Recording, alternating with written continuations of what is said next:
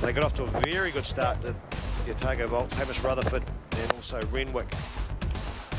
Scoring at ease, hit the ball around the park.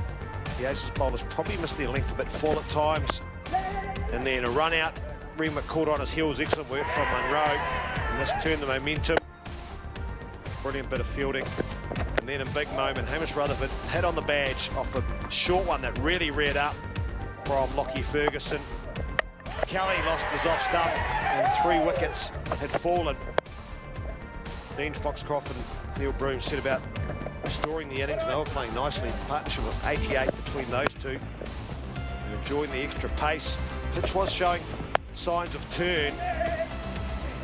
And then this, a collision, a really bad collision, and Foxcroft wasn't in a good way. He retired hurt with suspected concussion. He went through the test and he passed them. Then Neil Broome fell. Scott Storris, and the momentum was all with the Aces. Well, it was through this middle phase when the spinners were working in tandem. Got the stumping in the end, did Ben Horn.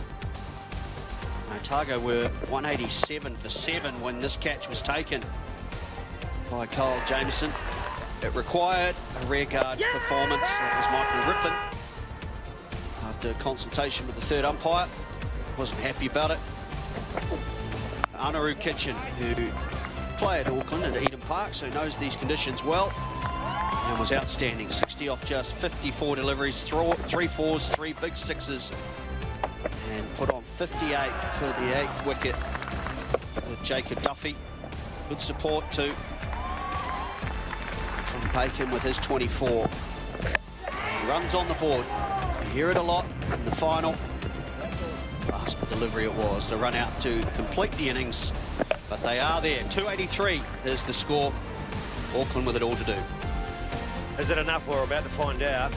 Plenty of starts, and it was really disrupted with Hamish Rutherford, that bouncer, retired hurt.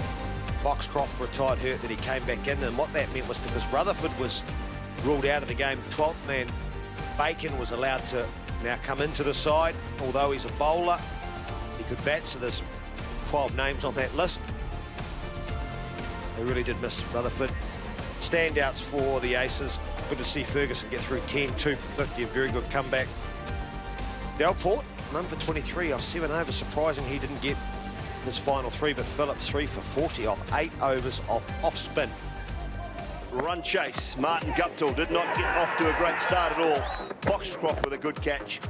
Chet Raval started relatively slowly as well, just picked up 7 before he was dismissed with a really innocuous shot just outside off stump. But it was all about Colin Munro in that first 10 to 15 overs. He was joined by Glenn Phillips, who made 20, but it was some of these blows from Colin Munro in a slightly different stance today, Kyle Mills, that stood out.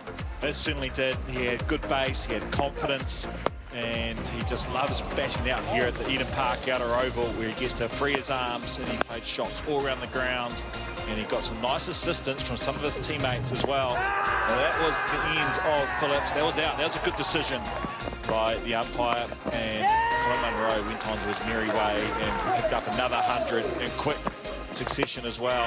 And that wasn't too long after. Duffy, the skipper, got the big wicket, but that brought Chapman to the crease, and he was outstanding. But the skipper, Robbie O'Donnell, that was close. He departed on what was a close call, and this is a handy knock. Ben Horn played exceptionally well.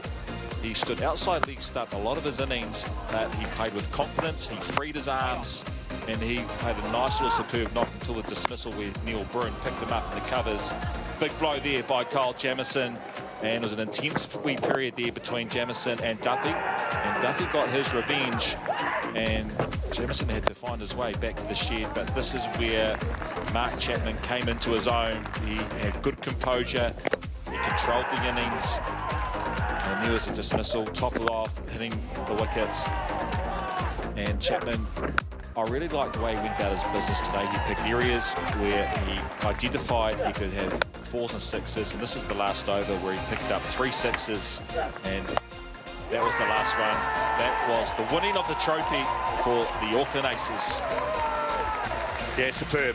Great run chase, and not to take anything away from the Otago Bolts. They hung in there and hung in there time and time again, just getting themselves back into the contest. But Chapman in the end with his 84 not out on the back of Munro's 104 and bit of help from Ben Horn.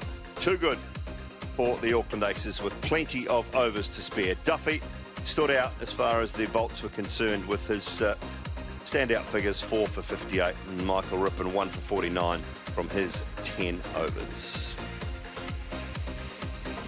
So it was the Vaults who batted first. They elected to bat first too after winning the toss. 283 on the back of Kitchen, Foxcroft and Broome, their leading run scorers. Glenn Phillips with 3 for 40 and right arm off spin, and a good spell from Lockie Ferguson as well. And the Aces, 285 for 8 in 44 overs. They win by 2 wickets.